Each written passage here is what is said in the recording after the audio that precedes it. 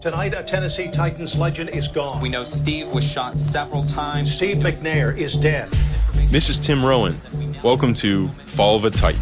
Shot to death in a downtown Nashville We condo. have learned the series of events. More about how Steve McNair and another woman in an apartment died. The woman who was shot and killed here is Sahil Kazemi.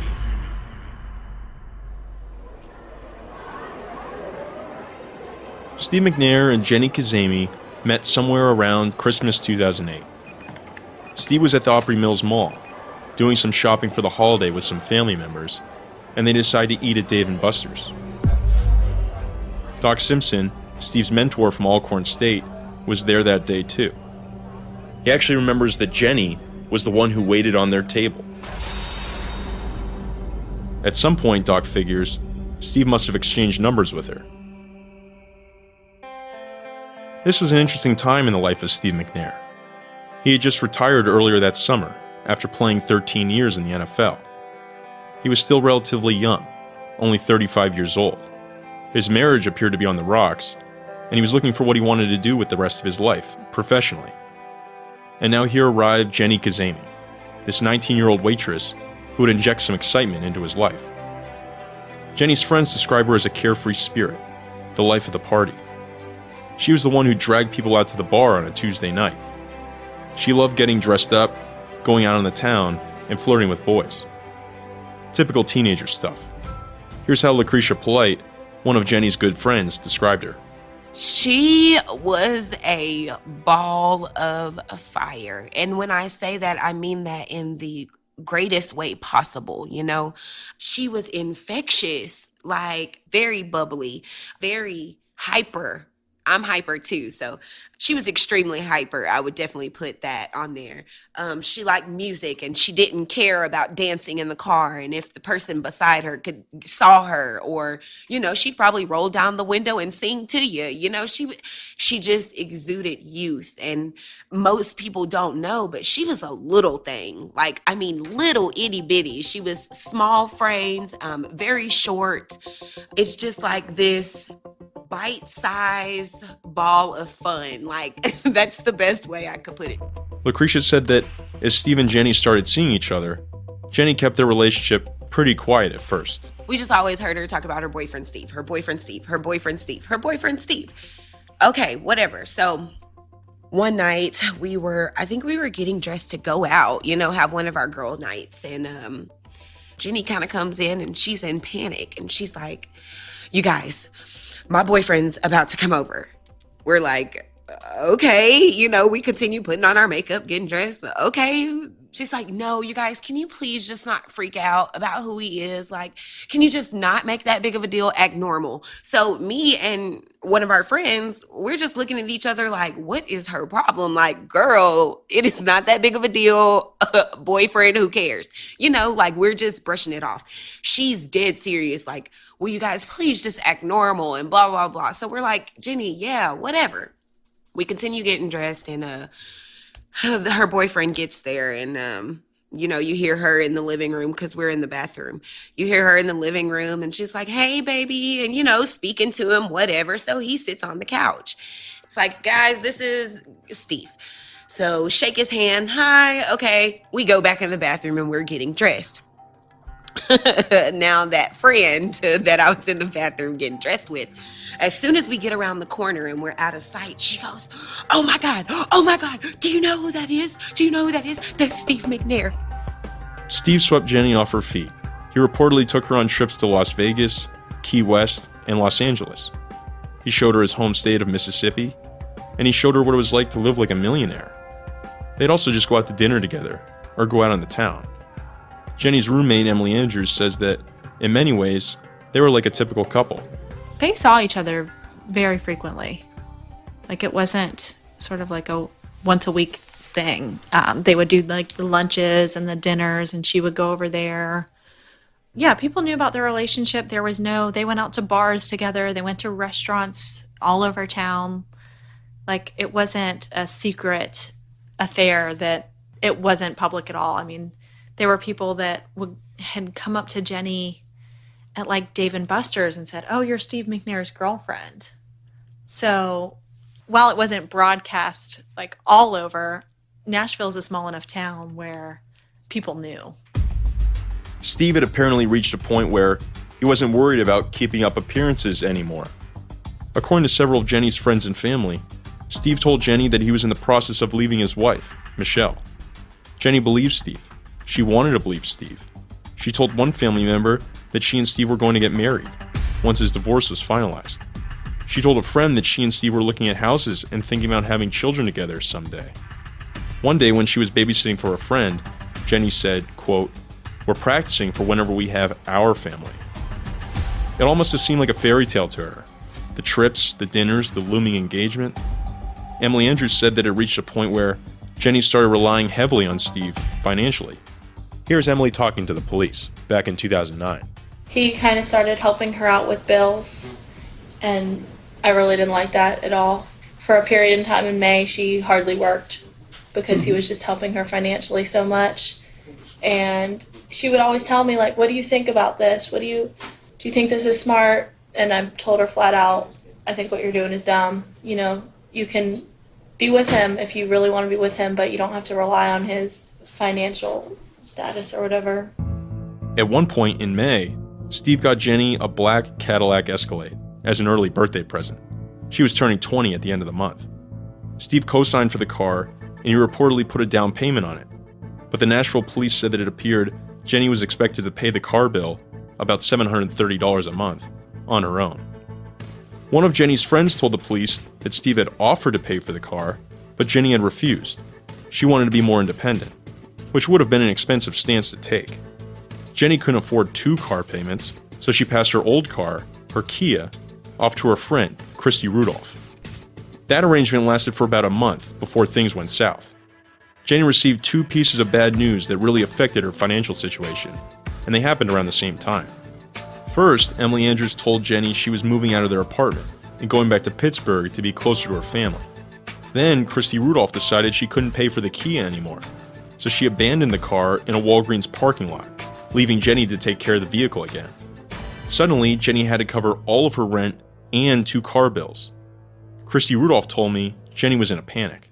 We had an argument. Me and Jenny fell out over that, and we had a huge over-the-phone text message battle about it. It was the biggest fight we ever had in our entire relationship. But I told her I just can't. The payments are too big, and it doesn't make any sense for me to have the car when it's not in my name. And she was like, well, how am I going to pay all these bills? I can't pay 2 car notes. This is going to be insane. I'm so stressed out. And she was just like, she went on this crazy rampage about it. So we didn't talk for 2 weeks after that. On the weekend of June 19th, Jenny and Emily Andrews decided to take a trip to Vegas together, without Steve. One last hurrah as roommates. But Emily later told the police that she and another girl had to cover all of Jenny's expenses on the trip, because Jenny only had $32 to her name. Then, when they got back, Jenny asked Emily for help with her rent. For her to ask me that, she was pretty stressed out, and she said, okay, I don't want to ask Steve, but I'll figure it out, is what she said. I know when we came back from Vegas, she had a lot of bills, and she said that bill collectors were calling her, and I don't know if she had worked that out. Perhaps Jenny was hesitant to go to Steve for money because she was starting to have suspicions that Steve was cheating on her. 2 of Jenny's friends told the police that sometime around April or May, Jenny saw a woman leaving McNair's condo. Emily Andrews told the police that Jenny confronted Steve about the woman, and that Jenny was heartbroken about it. During the Nashville PD's investigation, the police tracked down another one of McNair's mistresses, a woman named Leah Ignani. Leah told the police that one day, sometime around mid-June, when she was leaving McNair's condo, she noticed a woman watching her from a black Cadillac Escalade. Leah said the car started following her as she drove home. In fact, she said she had seen the Escalade outside her building a few times after that. It's unclear whether Jenny caught multiple women leaving McNair's condo, or whether Leah is describing the same incident that Jenny's friends are referring to, and everyone just has their timeline a bit confused. But Steve was pulling away from Jenny, it seemed. Chris Wall, Steve's bodyguard, told the police that Steve had, quote, slowed down seeing Kazemi and was becoming annoyed with their relationship. He said Jenny would call when Steve was with his wife and kids, and that Steve was bothered by that. Chris told me, quote, there were times when she would get too close to Steve, and he would try to make some distance. The more he did, the more he caused problems. I'm not going to say Steve was getting tired of Jenny, but he was getting tired of the situation. Christy Rudolph told me that, by the end, Jenny was paranoid about her and Steve's relationship. In the end, it was just kind of like, Christy, I drove by his house the other day and I knocked on the door at his condo and some girl comes running out. And I asked him, who was this girl? And he said, I was just holding this girl here for my friend, because at the time he shared the condo with another friend. He was like, she's waiting here for so-and-so. And I was like, Jenny, do you really believe that? She was like, no, I think he's lying. I'm like, yeah, I think he's lying too. A lot of times when me and Jenny would go out, we would always end up passing his condo and she would just drive up in the parking lot just to check to see who was there, to check to see if his car was outside. And I'm like, Jenny, why are you stalking him? Like, let's go. We're supposed to be going downtown, we're supposed to be having fun tonight. But she would always drive by his house every single time. Then apparently, Jenny found more proof that Steve was unfaithful. Toward the end of June, after she got back from her girls' trip to Vegas, Jenny found a tampon in the garbage at the condo. The following week, she found some used condoms. The fairy tale was coming crashing down all around her. Her bills were mounting, Steve was apparently cheating on her, and then, in the early morning of July 2nd, 2009, Jenny was arrested for a DUI in downtown Nashville, with McNair in the passenger seat. 323 to 584. Adam Young, 1955. After Steve and Jenny turned up dead, the media got a hold of the videotape from the DUI arrest. One local TV station shared a clip of Jenny in the back of a cruiser, asking to talk to Steve. Then the video cuts to Steve leaving the scene in a cab. The implication seemed to be Steve had abandoned Jenny in her time of need, and the DUI had only added tension between the two of them. The incident was painted almost as a tipping point. Police pointed to a text message that Jenny sent Steve the following day, in the early hours of July 3rd. She wrote, quote, "I'm gonna have all of you soon," as if she was signaling what was to come. The police also spoke to 3 people who encountered Jenny at Dave & Buster's during the final 2 weeks of her life. One customer reported having a conversation with Jenny on June 24th, in which Jenny opened up about her relationship problems with McNair. One Dave & Buster's manager, Tony Farahani, said Jenny had come to him crying on Monday, June 29th, saying she was having financial difficulties and trouble in her personal life. Then there was Sonia New, the Dave & Buster's manager who was on duty on the night of July 3rd, the night Jenny allegedly purchased the gun with which she would kill Steve McNair a few hours later. Sonia told police that sometime around 9:30 that night, she noticed that Jenny seemed down. She wasn't her spunky self. So Sonia asked, "Is everything all right?" Jenny responded, quote, "My life has just turned to shit." They talked about Steve, and about the DUI, and about the future. Despite all of their problems with their relationship, Steve had apparently asked Jenny to move in with him. He'd even apparently given her a key to the condo. But that night at Dave & Buster's, Jenny told Sonia she wasn't sure whether she should move in with him. Sonia asked if Steve was still planning on divorcing his wife, and Jenny just rolled her eyes. Here's Sonia talking to the police. The end of the conversation essentially was that, she's just, my life is just shit, and she just ended. And I was just like, no. I said, you'll get through it. You'll get through it. You always get through things. And that was kind of where we ended the conversation. I got calls on my radio and I had to go. But So obviously I didn't know how serious it was. The police zeroed in on that one quote. "My life is just shit, and I should just end it," and took it to mean that Jenny was suicidal. After just 4 days of investigating, they concluded that Jenny had committed a murder-suicide. Listen to Nashville Police's press conference. Over the last 5 to 7 days of Kazemi's life, our investigation is learning that she had become very distraught and on 2 occasions told friends and associates that her life was all messed up and that she was going to end it all. While we may never know exactly what drove Ms. Kazemi to make that decision on that Saturday morning, the totality of the evidence clearly points to a murder-suicide.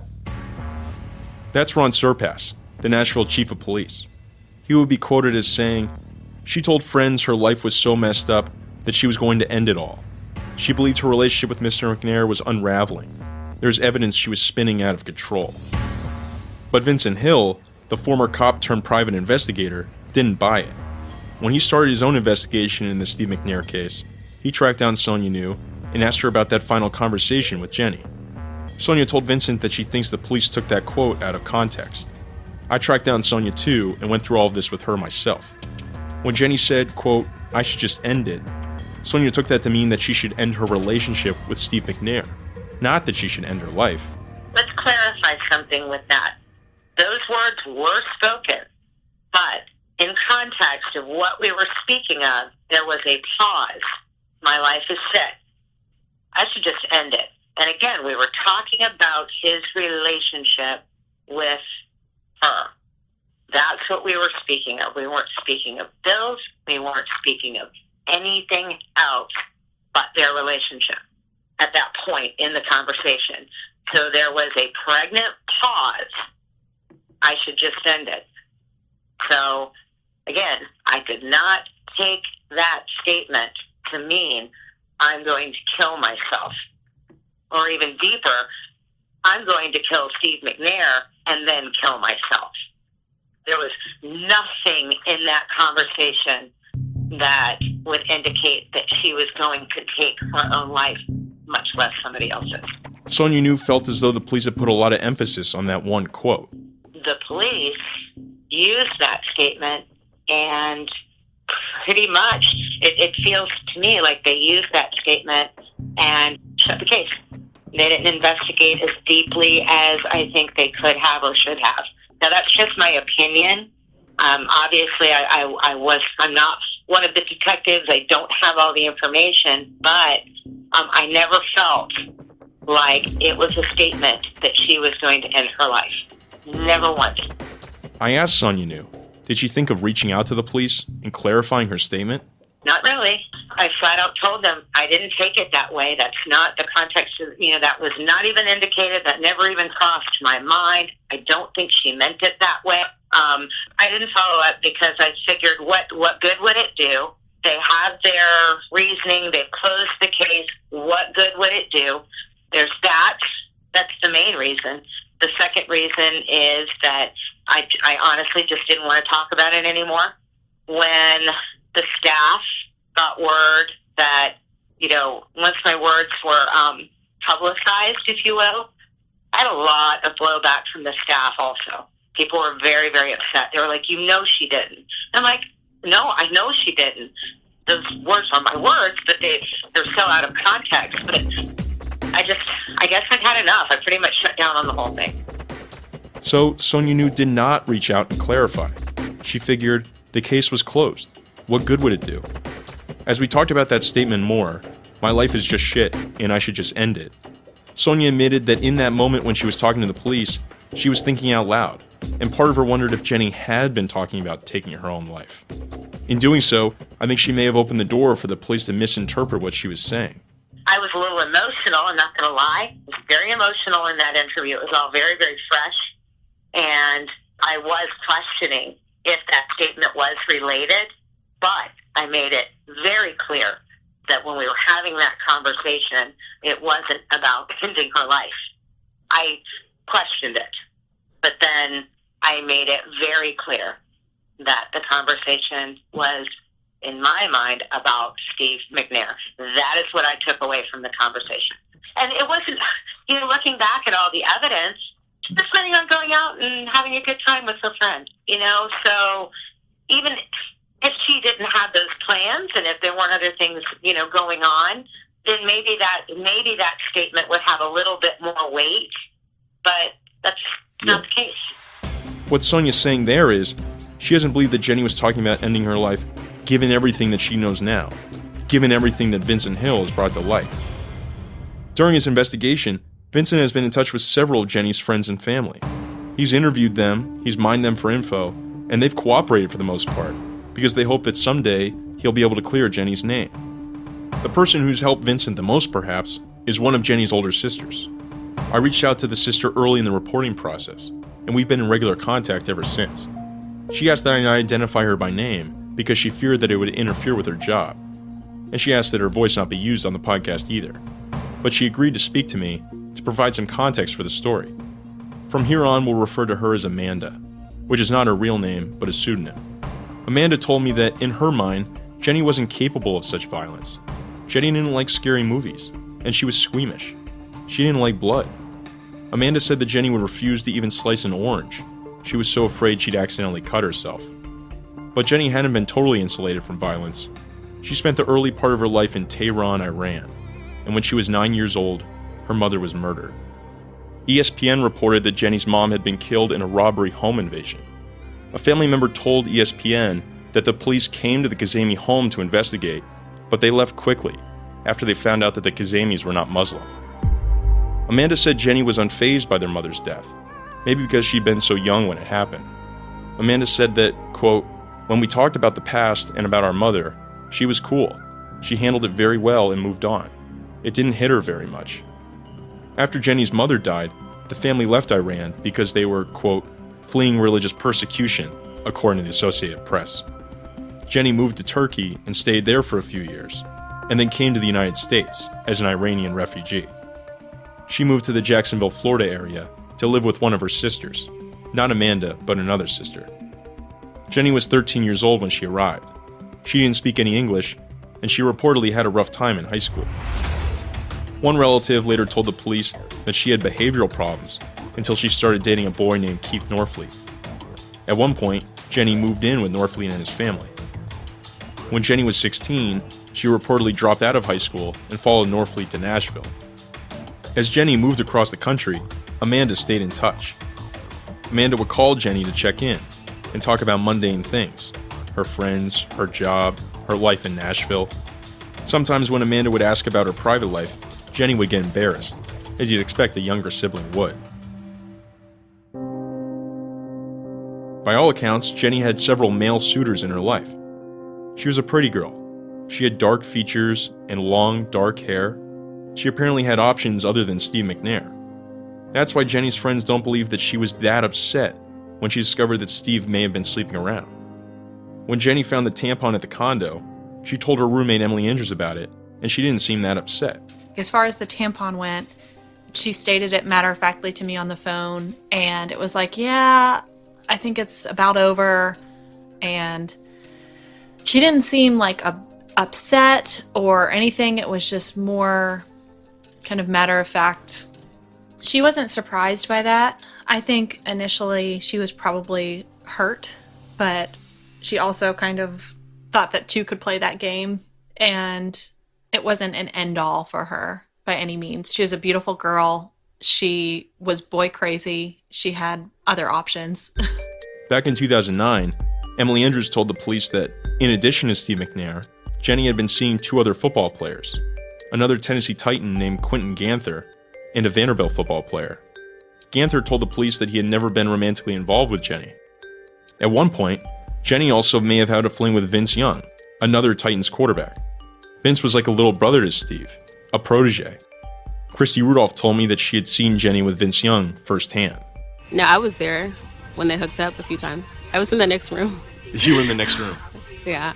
I mean, we went to Vince Young's house a few times, and I was in the next room when they were hooking up, so. Was that around the same time? That was like early? That was definitely after her and Steve had been talking for a while. That was doing the middle and the end, you know? Because before that, I don't feel like Jenny was as promiscuous as she was at the end of their relationship. She was really into Steve. But somewhere along the way, you know, maybe after she found out that he wasn't faithful, she started talking to other people and, you know, having relationships with other people. I reached out to Vince Young, and he denied having a romantic relationship with Jenny. Chris Wall, Steve's bodyguard, agreed with Christie's general sentiment, that Jenny had options other than Steve. Yes, Wall had told the police that Steve was getting tired of Jenny, but he also thought that Jenny would have no trouble finding another man if Steve ever left her. She was in that mix of professional players, Chris told me. To try and act like she was a distraught 20-year-old that didn't have nothing to lose and was just tore up because of Steve, that's crazy. She was already in the circle. She dated other Titans. She was around.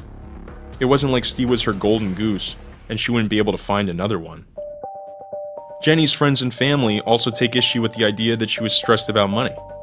I asked Emily Andrews about their girls' trip to Vegas. Back in 2009, Emily had told the police that when they went on that trip, Jenny only had $32 to her name. To me, it doesn't seem that big of a deal that a 19-year-old kid is broke. So, like, I probably said it so nonchalantly to the police because I've been there too. I've had $32 to my name. I do remember, like, covering her expenses in Vegas, but as a friend, and she would have done the same for me had she had it. So maybe I didn't articulate that good enough to the cops. I'm not sure, like, what the police report says, but it doesn't feel like that absurd or that strange. No, yeah. This wasn't a 30-year-old woman who had $30 and had to provide for her family. This was a young kid who probably spent too much money at the mall a week ago. And if Jenny did need money, her friends told me Steve would have given it to her. He may have been sleeping around with other women, but he was still supporting Jenny. Back in 2009, Jenny's nephew told the police that Steve had been giving her, quote, several $1,000s a month. Emily Andrews told the police, quote, he just kind of put money into her account whenever. There was an example of this actually included in the police report. The police cite a series of texts between Jenny and Steve on the morning of July 3rd. In the messages, Jenny tells Steve that she's stressed out, that she can't hardly breathe, and that she might go to the hospital. Baby, I might have a breakdown, I'm so stressed, she writes. Those messages were included in the police report, it seemed, to show that Jenny was spiraling out of control. But as Jenny is telling Steve about her problems, she also asks him to deposit $2,000 into her account so she can pay her bills. Steve appears to ignore the request at first. Then a few hours later, Jenny circles back, and Steve tells her that he has someone transferring the money into her account. CBS later reported that Jenny had more than $2,500 in her bank account at the time of her death. And so, she wasn't broke. Definitely not $32 broke. Emily Andrews, Jenny's roommate, told me that Jenny would do that all the time. She would pretend to be anxious about her bills to get money from Steve, as a way to manipulate her rich boyfriend. Steve did help her financially. And I think for Jenny, she had never dated anyone with that kind of financial success or, however you want to call it. And I think she took advantage of that. Actually, I know she took advantage of that. There were 2 or 3 occasions where spontaneous Jenny would be on the couch and say, gosh, I'd really love to go to the mall, or wouldn't it be nice if we could go to Atlanta and do some shopping?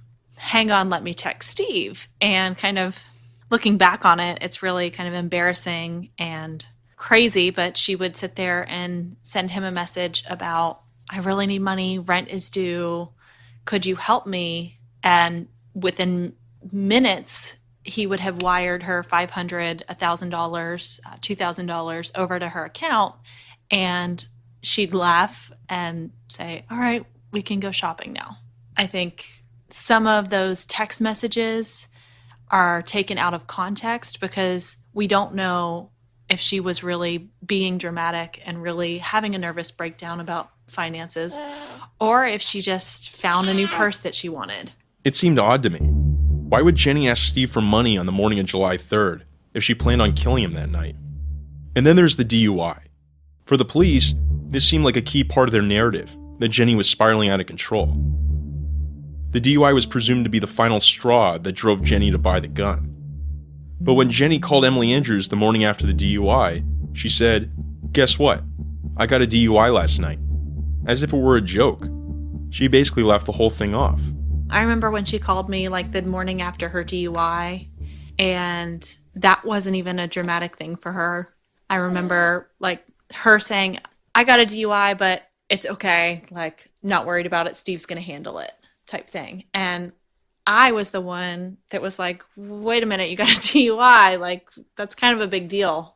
She wasn't worried about that. It was, I got a DUI. Everything's going to be fine. How's the weather? Like, it was just that. It wasn't a long, drawn-out story about, how it was going to affect her future or anything like that. I think she realized she made a mistake, but it also wasn't earth-shattering. Jenny said something similar to Sonia New and to Roosevelt Glass, another Dave & Buster's employee who gave a statement to the police. Jenny said she was certain that Steve and his lawyer would help her with the DUI charge. Here's what Jenny had told Sonia New. Steve was going to take care of it. Steve and his lawyer. He had already retained, I assume he probably had a lawyer retained, but he had already retained a lawyer. He had bonded her out. He was going to take care of it financially. So she wasn't worried that it was going to devastate her financially. Take a look at the tape of Jenny's DUI arrest. This was the tape that the media excerpted on TV in the aftermath of Steve and Jenny's deaths. It starts off showing Jenny going through a field sobriety test, and then it shows her in the back of a patrol car talking with Sean Taylor, the police officer who arrested her. The first thing that struck me, it was a little eerie hearing Jenny's voice for the first time. It was also the first time I had heard Jenny say her own name. Officer Taylor asked her how to pronounce it. By this point, you've heard various people say her name probably a half dozen different ways. But here, in this DUI video, she says, Sahel Kazemi. So that's how we decided to pronounce it on the podcast. Then, as the tape goes on, it becomes increasingly clear. Jenny doesn't appear angry or upset. In fact, she appears quite the opposite. Her tone is bubbly and upbeat, just as her friends described her. It turns out, Officer Taylor had pulled Jenny over before. Jenny asks if he remembers her. "You miss me," she says, chuckling. A little bit later, Jenny pretends to be scared that she's going to jail, and then she makes an off-color prison rape joke. As Jenny and Officer Taylor sit there waiting for someone to come pick up Jenny's Escalade, they make casual conversation about Steve. As they're talking, Jenny suddenly realizes that Officer Taylor and Steve have a history. He's arrested Steve for a DUI too. I wonder why he doesn't want to come back and talk to you for some reason. Probably because of me. No, he doesn't. What did you tell him? We just run across each other before.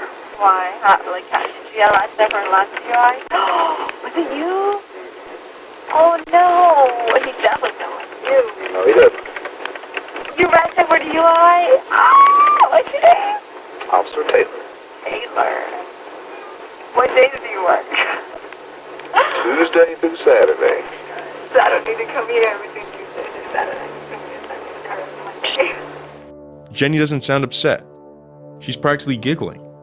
By the end of the video, Jenny seems to have made a new friend in Officer Taylor. You shouldn't even arrest the 20-year-old girl. What have I done? 20-year-old girl shouldn't be out drinking and driving. I'm not drinking. Then why not take a breath test? Because it's not necessary. What's your name? I like you. You're cool on my list. What's your name, Officer who? Officer Taylor. CBS also obtained surveillance video that showed Jenny at the jail the night of the DUI. Jenny talks to strangers. She fixes a woman's hair. CBS says that over the course of the video, quote, she never seems angry or unhappy. Vincent Hill thinks the police took the DUI arrest out of context, the same way they took Sonia New's statement out of context, the same way they took Jenny's texts out of context.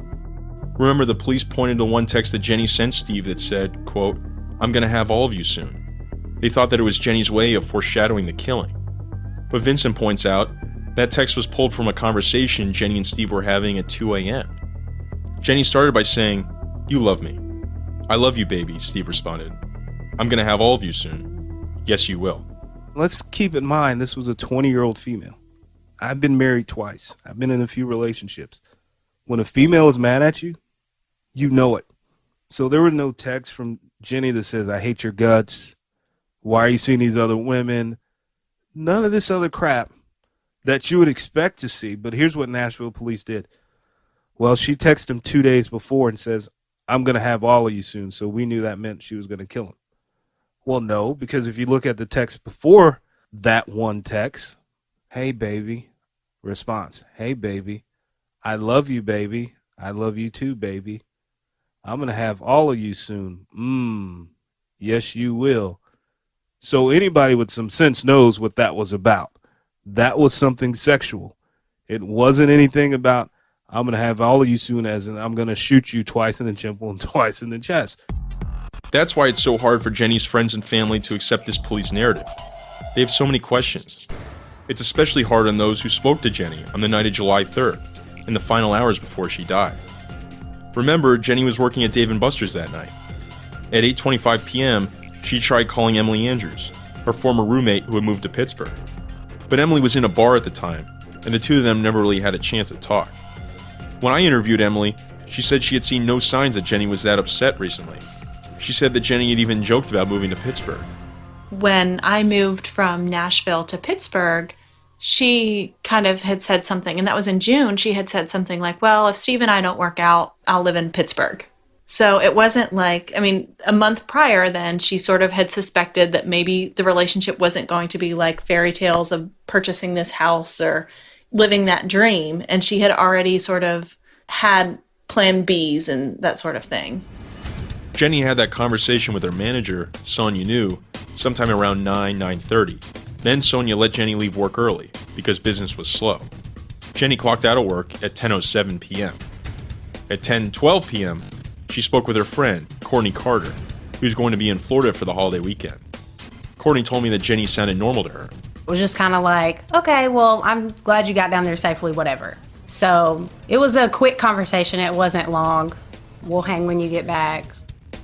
I feel like if I was talking to somebody that was spiraling out of control, as they said, I feel like I would have picked up on that from a friend that I was around frequently. Then at 10:15 p.m., Jenny called her friend, Lucretia Polite. Jenny and Lucretia had plans to hang out that night. They had recently gotten into a bit of a fight, and that was supposed to be the night they made up. Jenny wasn't even planning on seeing McNair, apparently. She was supposed to see Lucretia. But now, over the phone, Lucretia canceled her plans with Jenny.